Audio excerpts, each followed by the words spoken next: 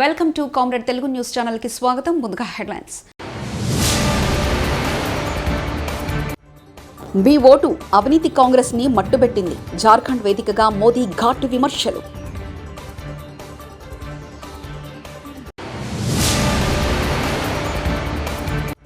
రేపు తెలంగాణకు రాహుల్ గాంధీ.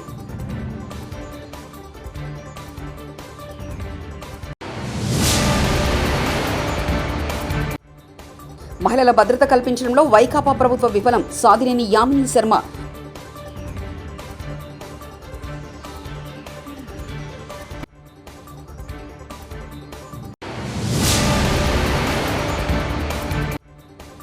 మీ బిడ్డ భూములు ఇచ్చేవాడే కానీ లాక్కునేవాడు కాదు. చంద్రబాబు మోసపూరిత మాటలు నమ్మకండి. సీఎం జగన్.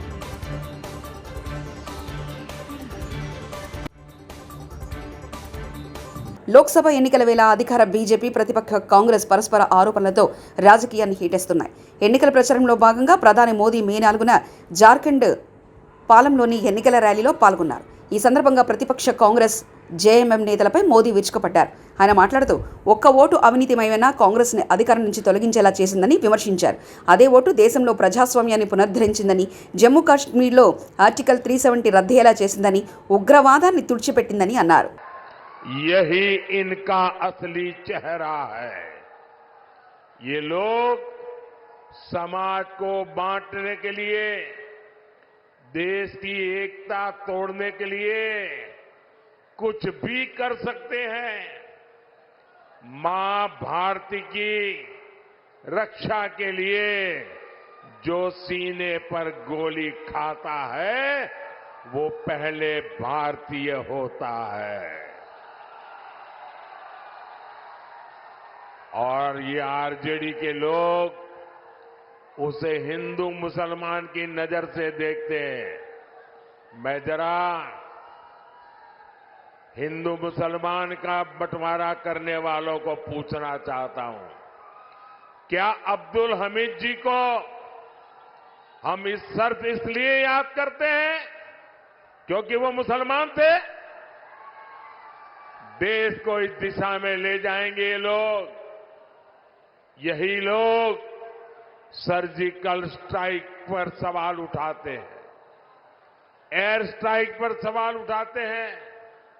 यही लोग आर्मी चीफ को गाली देते हैं. आखिर किसको खुश करने के लिए किसके इशारे पर ये बोला जाता है? देश सब देख रहा है, जनता है सब कुछ जानती है. देशवासी सब देख रहे हैं.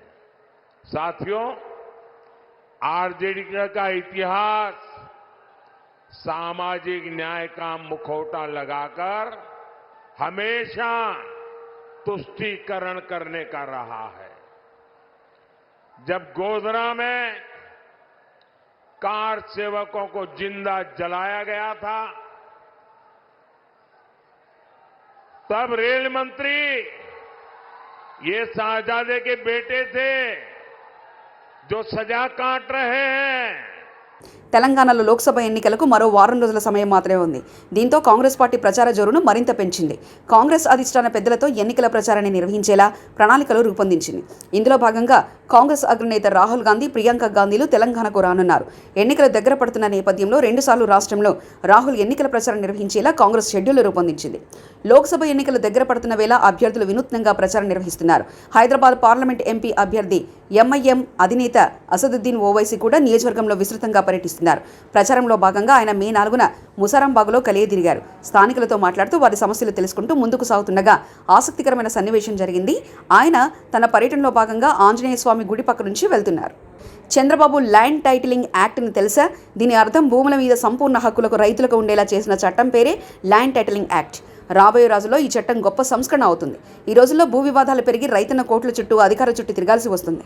మీ బిడ్డ రాబోయే రోజుల్లో ఏ రైతన్న ఇబ్బంది పడకుండా ఉండేందుకు వారికి సంపూర్ణ హక్కులు కల్పిస్తూ, భూ వివాదం ఉంటే ప్రభుత్వమే గ్యారంటీ ఇస్తూ వివాదం లేకుండా చేసే సంస్కరణ తీసుకురావాలని, ఎటువంటి వివాదం లేని టైటిల్ ప్రతి ఒక్కరికి ఇవ్వాలని మీ బిడ్డ లక్ష్యం అంటూ జగన్ చెప్పుకొచ్చారు. దాన్నే ల్యాండ్ టైటిలింగ్ యాక్ట్ అంటారు. చంద్రబాబు ఫస్ట్ అది తెలుసుకో అని అడుగుతా ఉన్నా. ఈ ల్యాండ్ టైటిలింగ్ యాక్ట్ అన్నది రాబోయే రోజుల్లో ఒక పెద్ద సంస్కరణ అవుతుంది. ఎందుకనంటే ఈరోజు ఏ భూమి ఎక్కడ కొనాలనుకున్నా కూడా ఆ భూములన్నిటిలో కూడా ఈరోజు వివాదాలు ఉన్నాయి. ఆ భూముల్లో ఎక్స్టెంట్ అన్నా తక్కువ ఉంటుంది, సబ్ డివిజన్ అన్నా జరగకపోయి ఉంటుంది, సర్వేలన్నా జరగకపోయి ఉంటాయి, రికార్డులన్నీ అప్డేట్ కాకపోయి ఉంటాయి.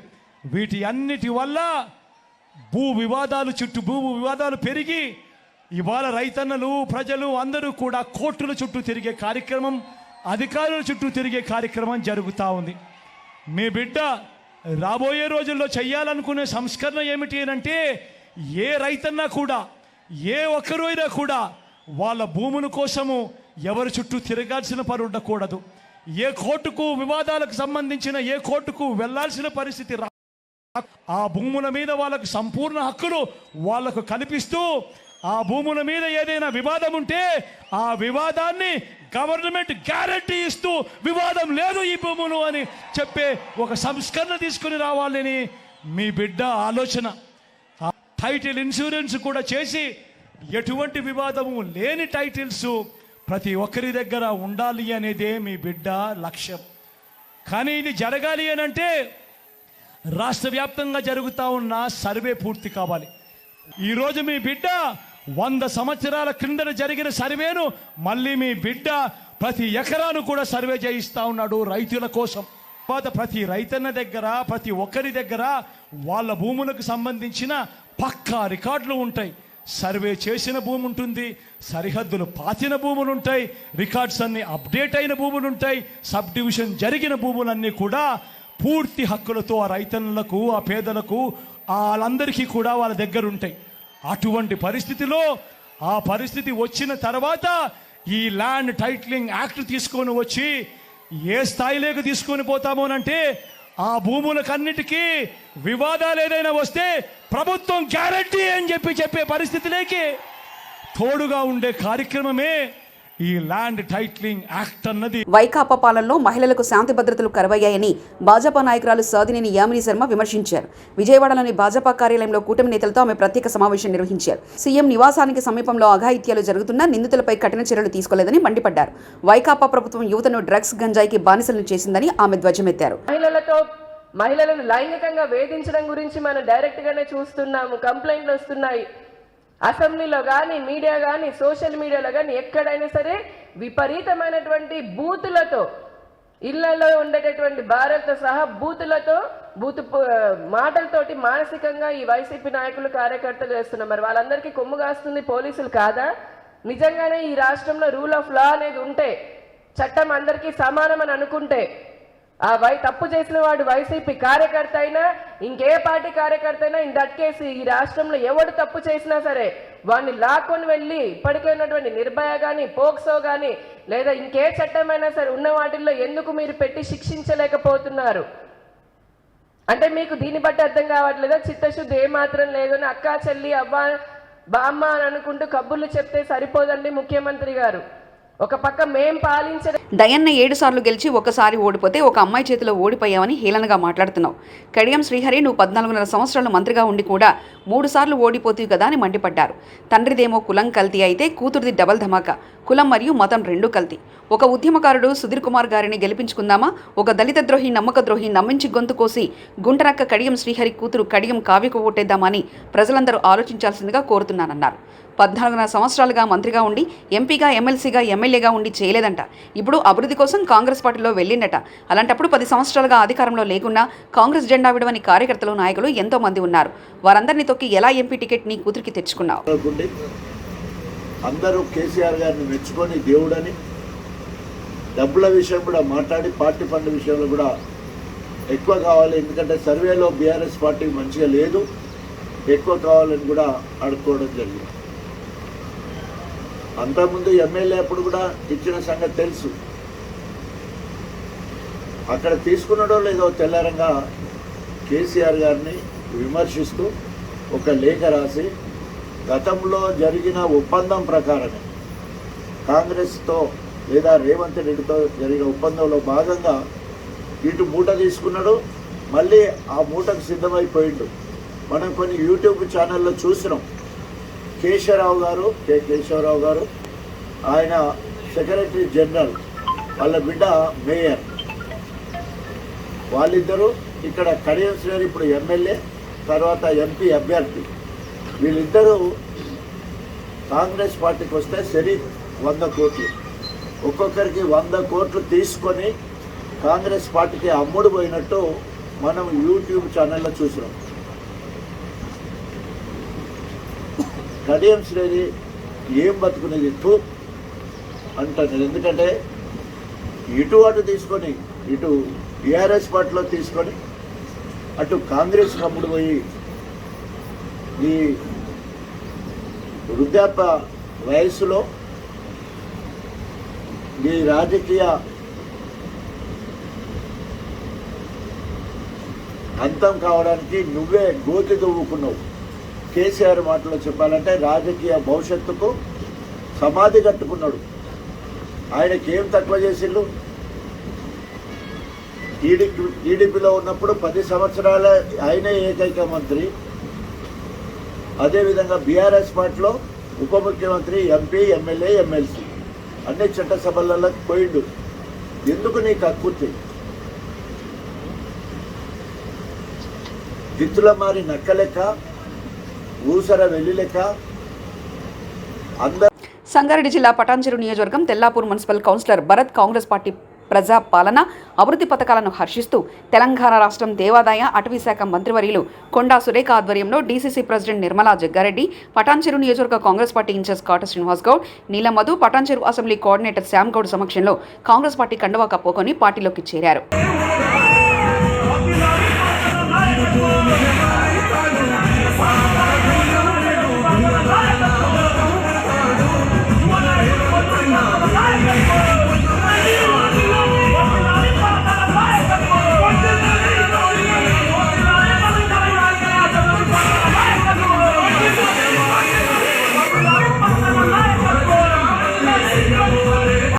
ప్రచారం కోరెత్తుతా ఉంది. మరి మన పార్లమెంట్ ప్రత్యేకమైంది, మెదక్ పార్లమెంట్. ఇక్కడ ఇందిరాగాంధీ లాంటి మహానేతలు నిలబడి ప్రధానమంత్రి స్థానంలో కూర్చున్నటువంటి వ్యక్తి ఇందిరాగాంధీ గారు. ఆమె ఉన్నప్పుడు మెదక్ను ఎంతో అభివృద్ధి చేసిన విషయం మనందరికీ కూడా తెలుసు. ఆ తర్వాత మళ్ళీ ఇక్కడ ఏదైనా అభివృద్ధి జరిగిందంటే కేవలం రాజశేఖర రెడ్డి గారు ఉన్నప్పుడు మాత్రమే జరిగింది తప్పితే ఏ ఒక్కరు కూడా ఈ పార్లమెంటును కానీ ఈ నియోజకవర్గాలను కానీ పట్టించుకోలేదని చెప్పి నేను గంటా పదంగా చెప్పగలను. దాదాపుగా 25 సంవత్సరాల నుంచి కూడా ఇక్కడ కాంగ్రెస్ పార్లమెంట్ అభ్యర్థి గెలవకపోవడం కూడా ఒక అందుకు ఇక్కడ అభివృద్ధి వెనుకబడడానికి కారణమని నేను చెప్పగలను.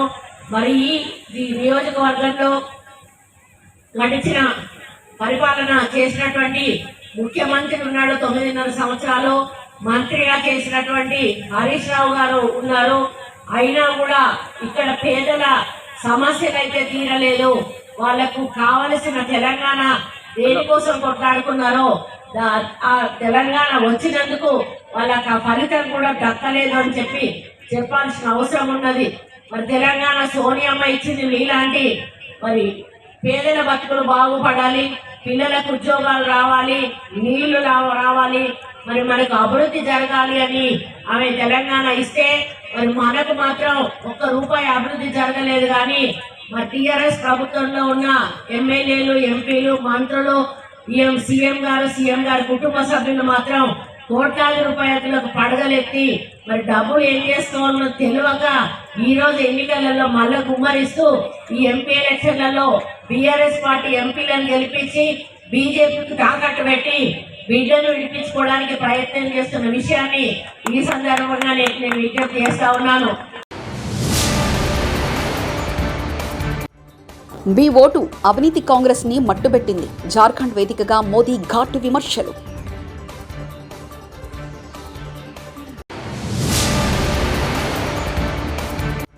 రేపు తెలంగాణకు రాహుల్ గాంధీ.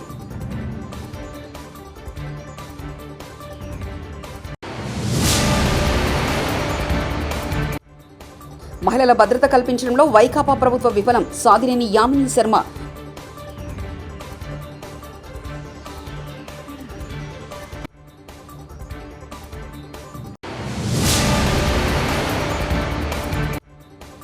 మీ బిడ్డ భూములు ఇచ్చేవాడే కానీ లాక్కునేవాడు కాదు. చంద్రబాబు మోసపూరిత మాటలు నమ్మకండి. సీఎం జగన్.